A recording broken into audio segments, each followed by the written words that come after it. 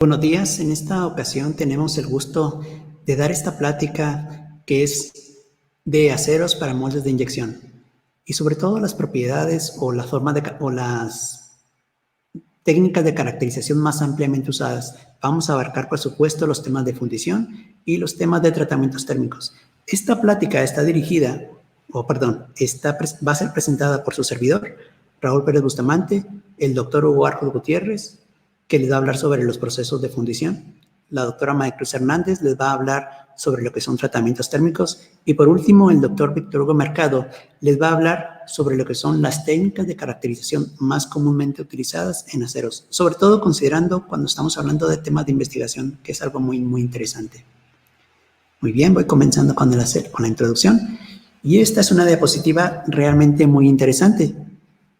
Hace muchos años, cuando en la tumba del rey Tutankamón hicieron el descubrimiento de esta tumba, encontraron una gran cantidad de artefactos fabricados con metales preciosos. Pero entre todos ellos había una daga de color negro, que estéticamente pues, no rivalizaba con las demás. Un color negro realmente que no era muy llamativo. Sin embargo, desde el punto de vista metalúrgico, esta daga es muy interesante. ¿Por qué? Porque esta daga es un regalo de los dioses. No literalmente. Significa que esta daga fue forjada de los meteoritos que caían del espacio y a través de precisamente estos procesos de forja que implica estar golpeando constantemente el material a cierta temperatura, se le fue dando esa forma que podemos ver en la pantalla. Así que desde el punto de vista metalúrgico, para mí esto es lo más bonito que hay, descartando el oro o los metales preciosos, porque es uno de los primeros avances en el campo de la metalurgia considerando aceros. Si les interesa saber más sobre las propiedades mecánicas o los elementos químicos que constituyen los meteoritos, hay una gran cantidad de artículos muy interesantes que pueden encontrar en la literatura, varios reviews y artículos muy recientes, porque esto es algo que se sigue estudiando constantemente. Desde que empezamos en este tema tan bonito que es la metalurgia del acero, pues consideramos ya los primeros inicios desde el punto de vista místico, que son los orígenes divinos de este material.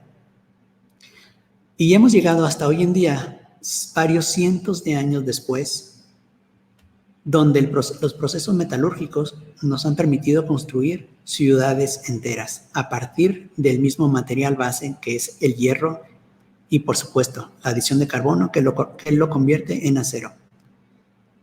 Se han hecho una gran cantidad de esfuerzos en China, en Alemania, en Inglaterra.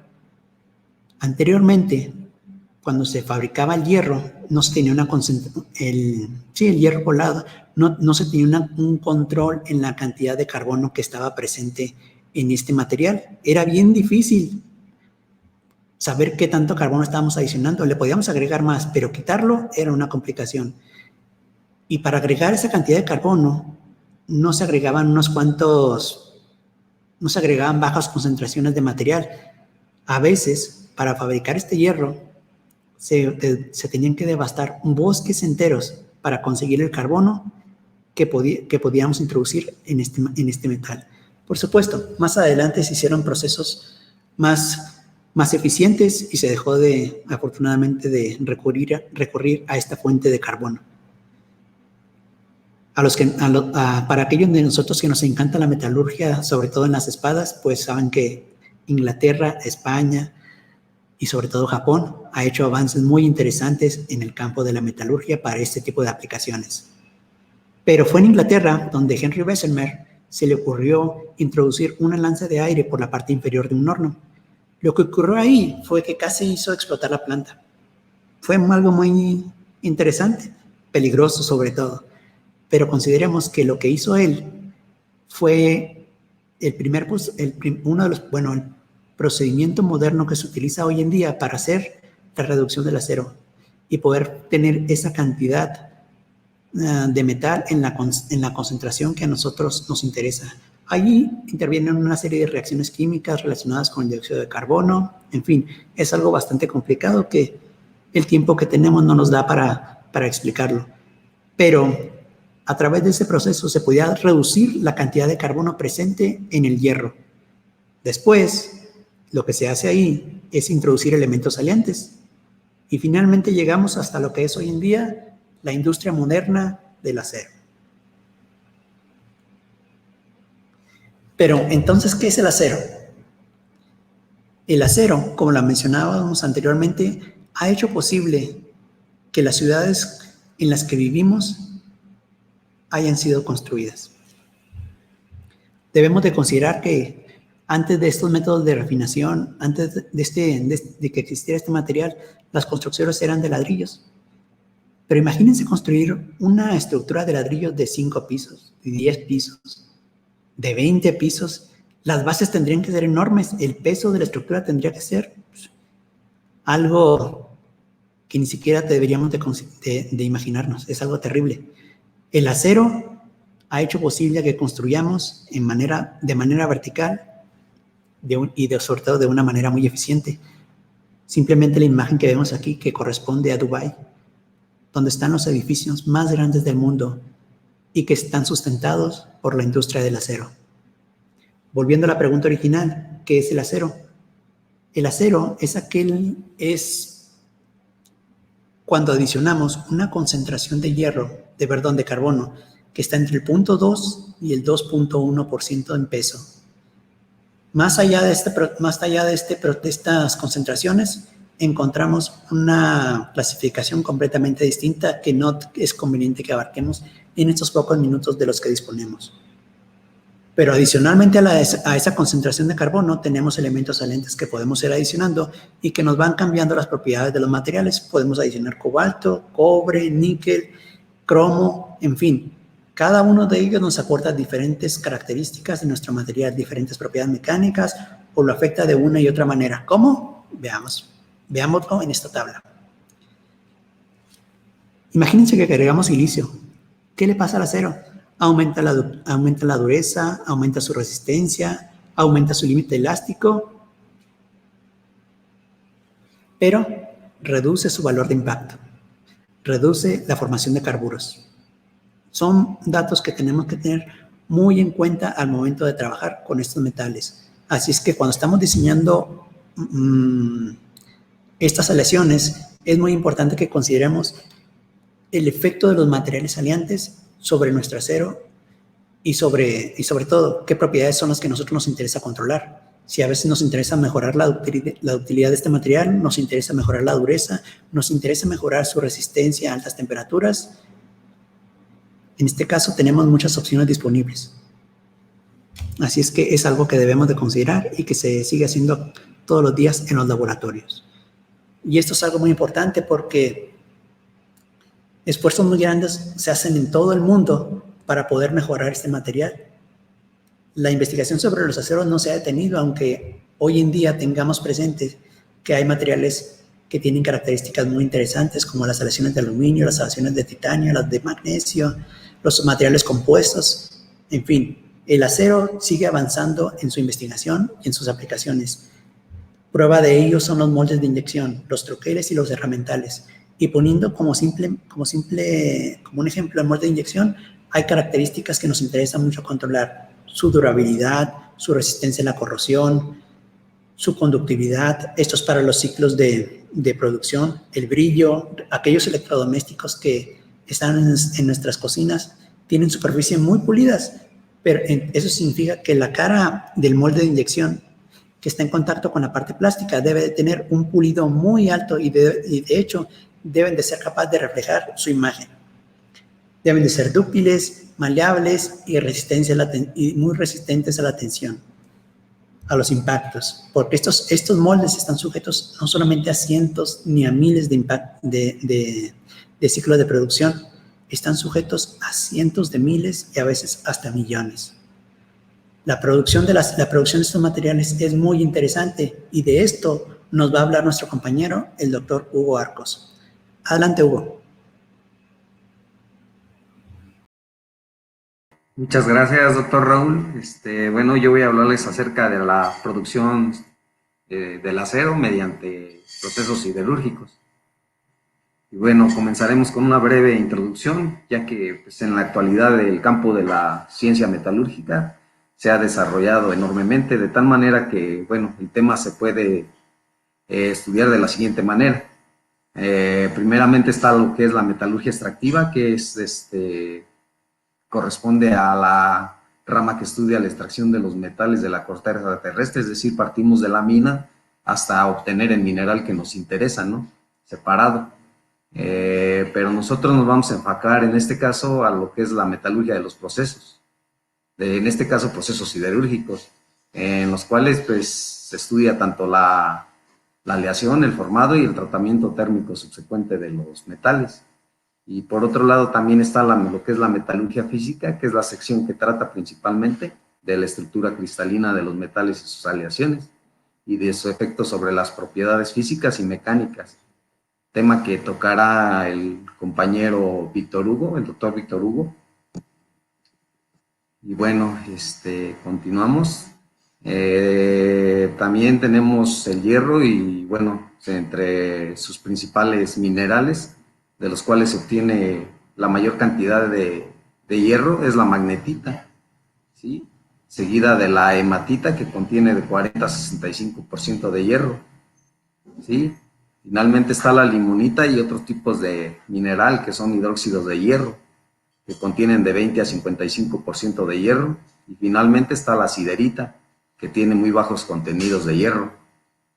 Pero bueno, yo les hablaré acerca de los procesos siderúrgicos. En este caso existen dos, que son los principales que se utilizan. Está el proceso de los mini mills o mini acerías, y está la ruta integral, ¿no? De donde viene el mineral directamente desde la mina, ¿sí? Y es procesado mediante un alto horno. Un alto horno pues no es otra cosa más que un dispositivo o un equipo en el cual se reduce el mineral de hierro, ¿sí? Mediante la adición de camas alternadas de mineral de hierro con cal o piedra caliza y coque, ¿sí? Entonces el mineral de hierro, por medio de la inyección de aire precalentado, comienza a permear, ya que es un reactor que trabaja como lecho fluidizado. Entonces el aire comienza a reaccionar con el carbono, ¿sí? Formando CO y va reduciendo el mineral de hierro, ¿no? Hasta obtener el hierro no puro, sino con una gran cantidad de impurezas. Entonces ese mineral de hierro que es obtenido mediante el alto horno es llevado o vaciado en un carro torpedo, ¿sí? En este carro torpedo se puede estar inyectando cal para formar un ambiente reductor que nos ayuda a ir eliminando el azufre que contiene el arrabio o hierro de primera fusión, ¿sí? Posteriormente este arrabio o hierro de primera fusión es transportado y llevado al convertidor BOF, que no es otra cosa más que un horno al oxígeno básico, ¿no? Entonces, en se inyecta oxígeno puro a velocidades supersónicas, ¿sí? Como es un ambiente totalmente oxidante, lo que sucede es que se reduce, bueno, lo que eliminamos es el fósforo, como ya lo mencionó el doctor Raúl, que es, nos da fragilidad, ¿no? Entonces hay que llevarlo a porcentajes aceptables, ¿sí?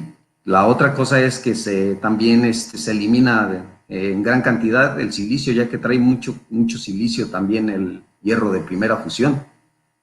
Entonces, también nos sirve para incrementar la temperatura del horno, porque en realidad no hay una fuente de generación de calor externa, sino que simplemente se da por medio de las reacciones químicas, ¿sí? Y la termodinámica, Y por otro lado, pues está el mini-mill, ¿no? Se puede utilizar el proceso de reducción directa, del cual se obtiene el mineral se obtiene el hierro, que se conoce como DRI o hierro de reducción directa, ¿no? En este proceso lo único que se inyecta es gas natural precalentado, ¿sí? Y las reacciones que se dan pues también son similares a las del alto horno. La formación de CO comienza a reducir el mineral de hierro, ¿no? A quitarle el oxígeno al mineral de hierro o al óxido de hierro, ¿sí? Hasta quedar casi completamente hierro, ¿sí? Posteriormente este DRI o hierro de reducción directa es transportado y llevado al horno eléctrico de arco. Esto no quiere decir que el horno eléctrico de arco sea cargado al 100% de este DRI, sino que es un bajo porcentaje el que se utiliza de este. La mayor cantidad o el insumo principal del horno eléctrico de arco es la chatarra, ¿sí? Chatarra preseleccionada, ¿sí? Dependiendo del el tipo de acero que vaya a ser fabricado. En este horno eléctrico de arco pues se puede fabricar casi cualquier tipo de acero, ¿sí? Ya que podemos tener periodos de tanto de oxidación como de reducción para eliminar azufre o eliminar el fósforo, ¿sí? Condiciones oxidantes, eliminamos fósforo, condiciones reductoras, eliminamos el azufre, ¿sí? Y finalmente, pues en donde se empatan ambos procesos es en la metalurgia secundaria, que es en realidad donde nacen los aceros, ¿no? Es en donde se les da la aleación final, es en donde se toman muestras, se envían al laboratorio y se ve en qué rangos de porcentaje están en los elementos aliantes. En también pueden utilizarse electrodos que son de grafito, al igual que los del horno eléctrico de arco, y para seguir precalentando el acero, ¿no? Porque se comienza a enfriar, entonces tenemos que entregarlo a colada continua con una temperatura en un rango aceptable. Entonces en también podemos utilizar el desgasificado al vacío, ¿sí? Para aceros muy especiales. Si son grado construcción, nada más es con la pura metalurgia secundaria, el horno olla que se conoce. Además, se le pueden inyectar gases tanto por la parte superior, con una lanza no consumible, o por el fondo mediante tapones porosos, y lo que se inyecta es argón, ¿sí? Para no provocar oxidación si se quisiesen inyectar oxígeno, sino lo que se utiliza es argón, que es inerte y no reacciona, se encarga de agitar el baño, homogenizar la composición química y además arrastrar inclusiones hacia la escoria. Y bueno, finalmente, pues la mayor cantidad del acero que se produce hoy en día en el mundo, cerca del 99.9%, es vaciado mediante el proceso de colada continua. El proceso de colada continua, bueno, consta de una torreta de ollas, que en realidad son dos, ¿no? Ya que es continuo, entonces tiene que haber acero continuamente, ¿no? Y este acero proviene pues, de metalurgia secundaria. Entonces esta torreta llega, se carga a una olla, esta se encarga de vaciarlo a un distribuidor, como su nombre lo indica, se encarga de distribuir el acero a dos o más moldes, ¿sí? El molde no es otra cosa más que un dispositivo fabricado de cobre electrolítico puro, y aquí es en donde se da el cambio de fase nuevamente, ¿no? De líquido a sólido, y es en donde pues llegamos a la parte final y producimos tanto planchones, palanquillas, ya sea, no sé, varilla, etcétera, etcétera, ¿no? Tanto dependiendo del tipo de acero y el fin para el cual será utilizado este acero. Y bueno, creo que por mi parte sería todo. Pues tenía que ser breve y bueno, cedo la palabra a mi compañera, la doctora Maricruz Hernández.